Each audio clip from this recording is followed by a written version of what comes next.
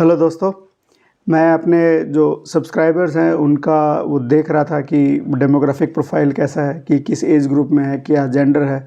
सो उसके देखने से पता लग रहा है कि जो हमारे सब्सक्राइबर्स हैं वो 25 से 35 की एज में एक काफ़ी बड़ा प्रोपोर्शन इसी एज ग्रुप में है। मेल्स ज़्यादा है, फीमेल जो है वो 30% के करीब है। फिर मैं ये सोच रहा था कि कहीं मैं कुछ ऐसा गलत तरीके के वीडियोस तो नहीं बना रहा जो उनकी रिक्वायरमेंट है ही नहीं। मैं अब ये सोच रहा हूँ कि कुछ इस तरह के वीडियोस भी बनाए जाए जो हमारी ऑडियंस के लिए स्पेसिफ़िक है, जो जिस प्रॉब्लम से वो शायद अब फेस कर रहे होंगे। उसी डायरेक्शन में ये वीडियो बनाने की कोशिश कर रहा हूँ कि आपको कुछ दिन से ऐसा फ़ील हो रहा है कि आपके यूरिन में अचानक से झाग ज़्यादा बनते हैं। जब आप यूरिन करके निकलते हो तो आपको लगता है कि यूरिन में झाग बहुत बन रहे हैं। तो कई बार लोगों को काफ़ी ज़्यादा चिंता होती है कि यूरिन में इतने झाग क्यों बन रहे हैं। बट उसमें चिंता करने की बात नहीं है। इसको आपको 3 तरीके से, ऐसे ये बनना भी बड़ा मुश्किल हो जाता है कि हाँ, 3 तरीके से अप्रोच करना है इसको। नंबर 1 अप्रोच ये है कि ज़्यादातर लोगों में, लगभग 65 से 70% लोगों में ये नॉर्मल होता है, कभी कभी हो जाता है, कोई बड़ी बात नहीं है।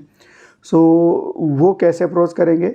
नंबर 2, कहीं कोई इन्फेक्शन तो नहीं है, वो कैसे अप्रोच करेंगे। और नंबर 3, कोई सीरियस इश्यू तो नहीं है, उनको कैसे अप्रोच करना है।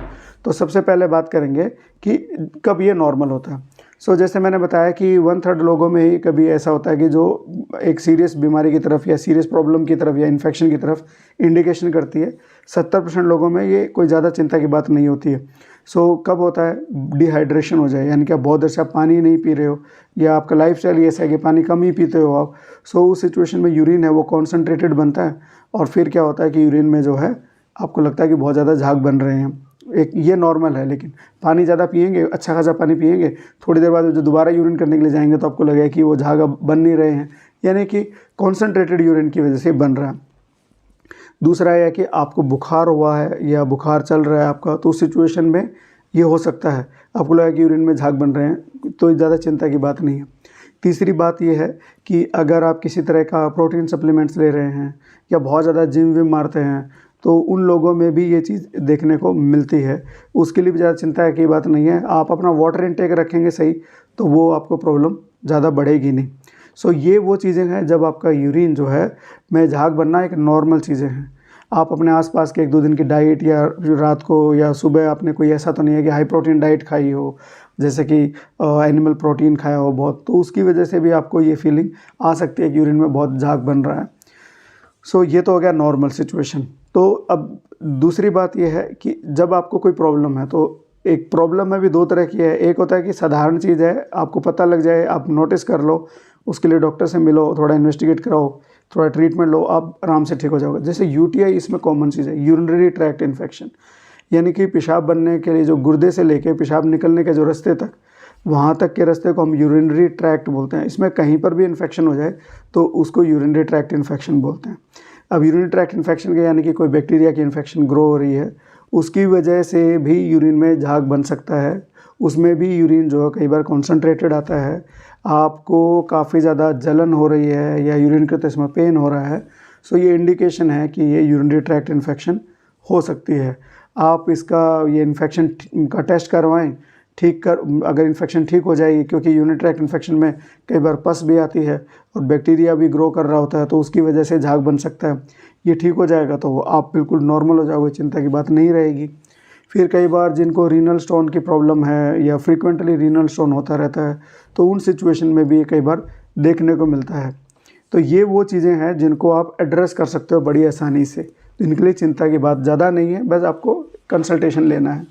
तीसरा ग्रुप होता है जिनके अंदर थोड़ा सा ज़्यादा ध्यान देने की ज़रूरत होती है, कि अगर आप पुराने डायबिटिक पेशेंट हैं या हाइपरटेंसिव पेशेंट हैं या फिर आपको किसी तरह की ऑटोइम्यून डिजीज़ है, जैसे कि माइलोडिसीज़ है या एसएलई जो होती है, इनके अंदर भी जो यूरिन के अंदर प्रोटीन आने शुरू हो जाते हैं कई बार, जैसे मल्टीपल माइलोमा होता है। इनकी ज़्यादा डिटेल में जानने की ज़रूरत नहीं है, क्योंकि जिन लोगों को ये प्रॉब्लम है उनको तो काफ़ी डिटेल समझ में आती है। उन लोगों को के जो यूरिन के अंदर जो है प्रोटीन जो है ज़्यादा आता है और प्रोटीन की वजह से ये जो है झाग बहुत ज़्यादा बनते हैं, ठीक है। और वो लॉन्ग स्टैंडिंग रहता है, मतलब एकदम से ख़त्म भी नहीं होते, थोड़ा टाइम लगाते हैं। तो इन सिचुएशन में अगर कोई प्रॉब्लम आपको है तो आपको ध्यान देने की ज़रूरत है। अगर आपका बीपी कंट्रोल नहीं है तो बीपी कंट्रोल करने की ज़रूरत है। अगर आपका डायबिटीज़ कंट्रोल नहीं है, शुगर कंट्रोल नहीं है, तो शुगर भी कंट्रोल करना है। तो और ये प्रॉब्लम्स हैं तो इनके लिए आपको अपना ट्रीटमेंट लेना है। तो यानी कि अगर आपको पता है कि मुझे ये प्रॉब्लम है तो इनके बारे में डॉक्टर से बात करें कि मेरे यूरिन में बहुत ज़्यादा झाग बनते हैं, तो आपका टेस्ट करवाएंगे। और अगर आपके यूरिन में जो झाग बनता है और वो आपने रूल आउट कर लिया कि ये जो है नॉर्मल नहीं है या मेरे को कोई इन्फेक्शन नहीं है फिर भी बन रहे हैं, तो फिर तो आपको जो है ज़्यादा देर नहीं करनी चाहिए, डॉक्टर से कंसल्ट करना चाहिए, अपना इन्वेस्टिगेशन करवा लेना चाहिए। ये चीज़ें होंगी तो प्रॉब्लम सॉल्व हो जाएगी। इनके अलावा एक नेफ्रोटिक सिंड्रोम भी होता है। अब ये प्रोटीन आता क्यों है हमारे जो यूरिन में? जो है यूरिन में प्रोटीन जो है आना नहीं चाहिए, क्योंकि जो हमारा जो फ़िल्टर है, ये जो एक मशीन की छलनी की तरह काम करता है, वेस्ट प्रोडक्ट को तो बाहर निकाल देता है और जो साफ़ ब्लड को और उसको प्रोसेस करके अंदर की तरफ वापस चला जाता है। वेस्ट प्रोडक्ट जो निकलता है वो यूरिन के फॉर्म में निकलता है। लेकिन यही जो छलनी है जिसको ग्लोमेरुलर बोलते हैं, जब इस छलनी में प्रॉब्लम आती है तो प्रोटीन भी बाहर आना शुरू हो जाता है। छलनी में जितनी प्रॉब्लम आएगी प्रोटीन उतना ही ज़्यादा बाहर आएगा। फिर उसकी वजह से, क्योंकि प्रोटीन लूज़ हो रहा है तो बॉडी में बहुत ज़्यादा थकान रहना, या फिर सुबह आपकी आँखों पे सूजन आना, पैरों पे सूजन आना, फिर आपको मतलब कई बार पेट पे भी स्वेलिंग आ जाती है। तो ये कई तरह के सिम्टम फिर नज़र भी आते हैं। सो ये वाली चीज़ें हैं कि आपको कैसे एड्रेस करना है। अब बात आती है कि भाई क्या प्रोटीन बिल्कुल ही नहीं आएगा? लेकिन देखिए, थोड़े बहुत ट्रेसेस कई बार आते हैं, जैसे मैंने नॉर्मल वाली सिचुएशन बताई। सो अब नॉर्मल जो है वो होता कितना है, कितना प्रोटीन हम उम्मीद करें कि भाई इससे कम तो नॉर्मल है, इससे ज़्यादा अगर आ रहा है तो दिक्कत है। तो उसके लिए हम ये करते हैं कि 24 घंटे का यूरिन कलेक्ट करके उसके अंदर यूरिन के सैंपल को चेक किया जाता है कि यूरिन में कितना प्रोटीन आ रहा है। सो जैसे कि अगर 150 मिलीग्राम से, अगर 24 घंटे में 150 मिलीग्राम से ज़्यादा, मिलीग्राम तक तो नॉर्मल मानते हैं हम लोग, लेकिन अगर इससे ज़्यादा प्रोटीन आ रहा है तो फिर वो ज़्यादा खतरनाक हो सकता है। या यूँ कहिए कि अगर 24 घंटे में 2 ग्राम के करीब प्रोटीन आ रहा है तो ये हैवी प्रोटीन लॉस है।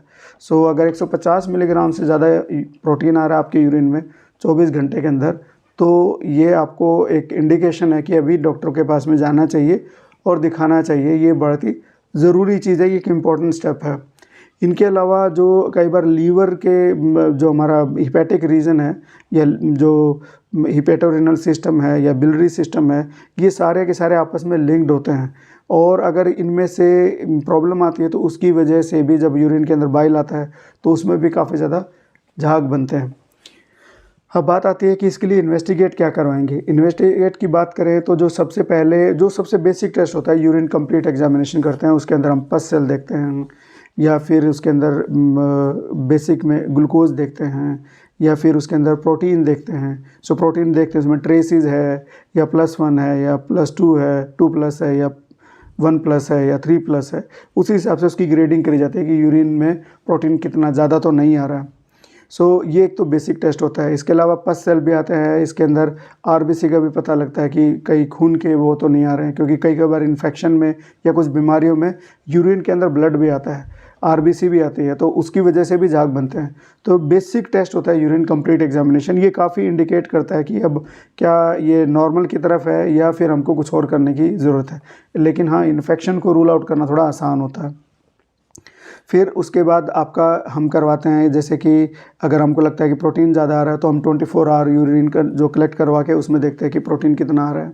फिर अल्ट्रासोनोग्राफी करते हैं। अल्ट्रासोनोग्राफी से पता लगता है कि आपकी किडनी या जो रीनल ट्रैक्ट का, यूरिनरी ट्रैक्ट का जो रास्ता है पूरा, उसमें कहीं कोई इन्फेक्शन या कोई स्टोन तो नहीं बना हुआ है, या किसी भी तरह की कई बार हाइड्रोनेफ्रोसिस या इस तरह की कोई प्रॉब्लम तो नहीं है। उस अल्ट्रासोनोग्राफी से हमें आइडिया लगता है। और जब उसमें प्रॉब्लम आती है तो डिपेंडिंग अपॉन द सिचुएशन की क्या सिचुएशन है, कई बार एडवांस टेस्ट भी करवाने की ज़रूरत होती है। कई बार तो बायोप्सी तक लेने की ज़रूरत पड़ती है जब प्रॉब्लम जो है ज़्यादा होती है। सो ये बेसिक टेस्ट हम लोग उसमें करवाते हैं। मैनेजमेंट का मैंने आपको बताया कि डिपेंड करेगा कि किस सिचुएशन की वजह से आपको यूरिन में जो है झाग ज़्यादा बन रहे हैं, उसी के हिसाब से हम उसको मैनेज करेंगे।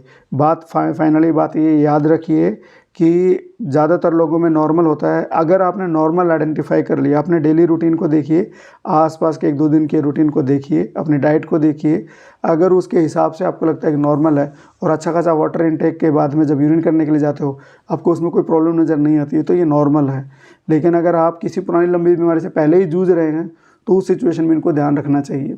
फिर इनके अलावा कुछ ऐसी दवाइयाँ भी होती है जिनकी वजह से भी यूरिन में प्रोटीन आ सकता है, जैसे कि कुछ तो हाइपरटेंशन की दवाइयाँ होती है, जैसे एस इनहिबिटर होते हैं, लोसार्टन जिसको बोलते हैं, लोसार्टन है या एनालाप्रिल है। ये दवाइयाँ जो होती है इनके अंदर भी कई बार जो लेने वाले लोगों के यूरिन में भी झाग ज़्यादा बनते हैं। एस्प्रिन जो हार्ट के पेशेंट को दी जाती है, एस्प्रिन खाने वाले लोगों में भी ये जो है फोमी यूरिन बन सकता है, झाग वाला यूरिन बन सकता है।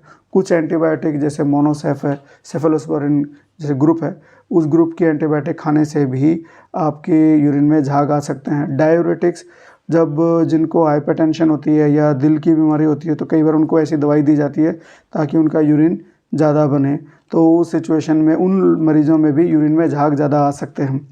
विटामिन डी की जो सप्लीमेंटेशन होता है, अगर वो सप्लीमेंटेशन भी आप बहुत ज़्यादा ले रहे हैं, हैवी डोज में लेने की ज़रूरत पड़ रही है, कई बार ऐसा होता है कि आपका विटामिन डी बहुत ही कम होता है, उस सिचुएशन में भी यूरिन में झाग बन सकते हैं।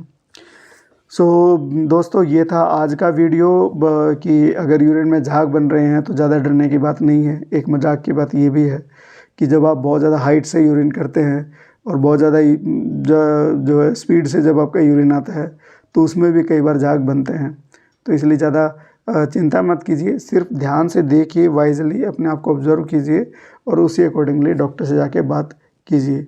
ज़्यादा घरेलू ट्रीटमेंट और इन सब चीज़ों में मत पड़िए, क्योंकि ऐसा देखा गया है कि किडनी से रिलेटेड जब प्रॉब्लम्स होती है तो काफ़ी बड़ी प्रोपोर्शन में लोग हॉस्पिटल जाने में काफ़ी ज़्यादा डिले करते हैं, जिससे काफ़ी प्रॉब्लम होती है।